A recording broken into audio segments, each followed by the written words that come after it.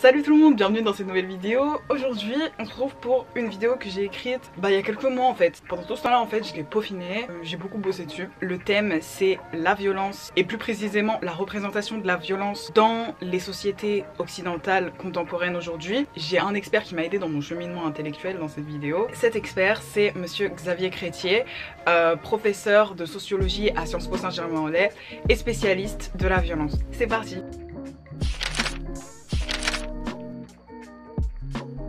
Aujourd'hui, il semble que nous assistons à un regain de la violence. Ou alors, c'est peut-être ce que les médias veulent nous faire croire. Par médias, j'entends les réseaux sociaux, les médias écrits et la radio et la télévision. J'englobe aussi les réseaux sociaux parce que pour moi, c'est aussi un moyen de communiquer, de faire entendre sa voix. Il y en a eu beaucoup depuis le début de l'année quand même, des cas qui ont été très violents. L'agression d'Yuri, le meurtre d'Alisha, le harcèlement qu'a subi Mila, la gifle de Macron et les viols et les féminicides qui semblent se succéder. Donc on est vraiment bombardé d'informations qui sont très violentes. D'où vient cette violence que l'on peut voir partout sur nos écrans, à toute heure, en si grande abondance? En France, dans les programmes scolaires, la violence, elle commence à arriver au moment où on commence à parler un petit peu de la Première Guerre mondiale, 1914. Donc c'est assez récent quelque part, ça fait un tout petit peu plus d'un siècle. On parle d'un certain ensauvagement des populations et surtout des poilus qui ont vécu dans les tranchées. Et donc du coup on parle d'un ensauvagement parce qu'en fait ils ont fait face à des situations qui sont hyper violentes où ils ont dû tuer, mais c'était pas la première fois qu'on envoyait des soldats combattre et tuer pour la patrie. Un exemple qui le prouve, c'est l'hymne de la France qui est très sanglant. Je vous invite à écouter plus attentivement les paroles pour voir que c'est pas compliqué de comprendre que la Marseillaise en fait c'est un chant de guerre. Et pourtant, bien avant ça, dès l'Antiquité en fait, les historiens comme Thucydide ou Hérodote, ils considèrent que l'histoire elle se fait par les guerres et que les guerres en fait c'est des rapports de relations entre différentes civilisations. Avec tous ces exemples historiques, on peut voir que les sociétés humaines occidentales, elles semblent toujours avoir été un petit peu violentes. La violence a toujours fait partie de la société. Donc pourquoi aujourd'hui ça choque autant? Pourquoi aujourd'hui on en parle autant? Les médias parlent d'un regain de la violence chez les jeunes aussi, mais est-ce vraiment avéré? Parlons de la violence chez les jeunes. J'ai trouvé une citation qui est assez intéressante. Nous trouvons que les enfants de notre temps sont plus vils et beaucoup plus pires que n'étaient les enfants du passé. Donc il décrit les jeunes de son époque. On retrouve le fameux « c'était mieux avant ». En fait, ce fait de dire « ah oui mais nous c'était mieux de notre temps, dans notre jeunesse », c'est pas quelque chose qui est né aujourd'hui. Nos aînés, ils ont tendance à vraiment dramatiser ce que la jeunesse fait. Donc ça fait un petit peu écho à la tendance actuelle dans les médias, même la tendance qu'on a pu observer pendant la crise du Covid. J'ai remarqué que les médias aimaient beaucoup pointer du doigt les jeunes. La citation que j'ai citée, elle montre aussi que dans l'imaginaire collectif, les jeunes ils ont toujours été perçus comme irrationnels, immatures par les générations qui les ont précédés. Donc moi je pense pas qu'il y ait vraiment une violence jeune. Non, ça a plutôt diminué les phénomènes de délinquance chez les jeunes. Puisque précisément, le Covid, il y a eu un effet de confinement, donc les gens ne sortaient plus, y compris d'ailleurs les jeunes, et les jeunes hommes en particulier, qui sont en effet majoritairement les auteurs de la délinquance de rue. Par contre, il y a eu une très forte augmentation de la violence domestique, de la violence au sein de la maison, précisément pour les mêmes raisons, parce que confinement, parce que les gens se retrouvaient entre eux tout le temps. Et là, actuellement, vous avez devant les tribunaux une hausse considérable des contentieux autour des violences sexuelles, qui sont rarement des violences sexuelles de rue.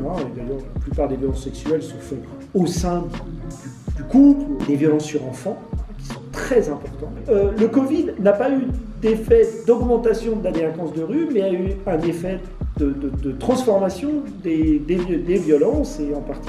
Par exemple, il y a eu une baisse aussi très forte des vols à l'arme.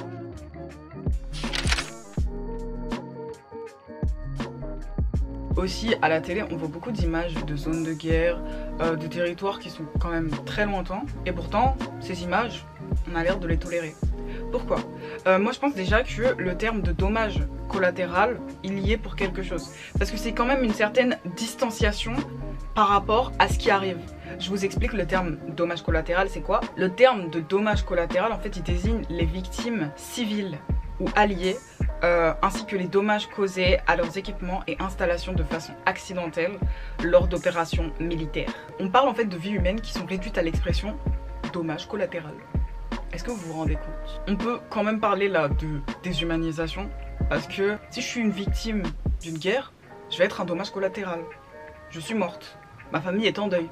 C'est un dommage collatéral. Est-ce que vous vous rendez compte de la distanciation, de la déshumanisation des victimes? Elles ont même plus de nom, elles sont juste des chiffres, des variables. S'il y a des déshumanisations, par effet, il y a une certaine indifférence envers toutes les atrocités que cette masse sans nom subit du fait de la distanciation. De ces faits qui nous paraissent si lointains. Alors que, en fait, si ça se déroulait dans notre quartier, ce serait horrible, scandaleux, on serait traumatisé. En fait, les images de guerre, elles sont tellement lointaines qu'on se dit ah oui mais non, ça se passe, oh là là, l'Afghanistan, enfin voilà quoi, ça se passe pas chez nous. Est-ce qu'on peut parler d'une normalisation de la déshumanisation aussi? On l'a tellement intégré que c'est plus un problème. Et ça quelque part aussi c'est une violence, parce qu'il y a une désensibilisation totale à la violence de guerre qui n'est plus considérée comme grave, parce qu'elle est totalement mise à distance. J'aimerais aussi parler du rôle des médias dans ça. Ils ont quand même un rôle qui est très important. Est-ce qu'ils le jouent vraiment comme il faut? Pourquoi aujourd'hui on est autant exposé à des images violentes? Est-ce une volonté des médias d'affoler, de faire de l'audience? Donc je vous laisse avec la petite intervention de Monsieur Chrétien sur le sujet, qui a été très intéressante. Et donc le paradoxe, c'est que plus elle est loin, moins on y est habitué, et plus on lui accorde d'importance. Et plus évidemment elle fascine, avec un mélange de fascination-répulsion peut-être, mais de fascination quand même. Et là pour le coup, le cinéma le montre, les thrillers, les films avec de la violence, avec des meurtres, avec des crimes. Et les médias, bien entendu, ils ont bien compris que la violence, les violences, les différentes formes de violence, pas toutes d'ailleurs au même niveau, peuvent être des éléments de valorisation de leur audience. On voit, il y a une fait-diversification d'informations qui est très forte, et cette fait-diversification repose quand même souvent, pas tout le temps, mais souvent, sur des faits divers, violents, classiques, etc. Il suffit de regarder comment réagissent les médias après un attentat terroriste, et que ce soit des attentats majeurs à l'image du 13 novembre, ou que ce soit des plus petits attentats. Le 13 novembre, on a vu, on a des chaînes d'information continue qui sont en continu pendant plusieurs jours, presque des semaines, en continu sur cette information, alors même qu'elle ne filme rien. La violence, c'est quand même une irruption dans un climat de normalité, d'une anormalité. Et évidemment, ça fascine. Ce qui relève d'informations filmées qui ne soient pas fictionnelles, c'est-à-dire par exemple des scènes de combat en Syrie, ça peut avoir un effet relativement important parce que ceux qui les regardent savent très bien que c'est pas des fictions, savent très bien que c'est la vérité, et donc vont réagir par rapport à cette vérité. Par exemple, les engagements djihadistes en zone irako-syrienne des années passées doivent énormément à la propagande en ligne qui va être faite par le groupe État islamique qui va mettre en ligne non pas des éléments fictionnels, mais de la réalité. C'est-à-dire la réalité des massacres opérés par les forces de Bachar el-Assad sur les populations civiles, la réalité des massacres opérés par les forces de l'armée russe en Tchétchénie sur les rebelles tchétchènes ou les islamistes tchétchènes. Et donc évidemment, ces réalités filmées, elles créent un sentiment d'obligation d'engagement chez beaucoup de ceux qui regardent et qui se sentent concernés. Donc là, oui, là, il y a de l'effet. Sur la dimension purement fictionnelle, je suis beaucoup plus réservé. La violence, c'est quelque chose qui a toujours existé. Faut pas croire qu'on vivra dans une société sans violence. C'est impossible. La violence, c'est pas seulement de la violence physique, c'est pas seulement les victimes de guerre, elle peut être aussi psychologique ou sociale.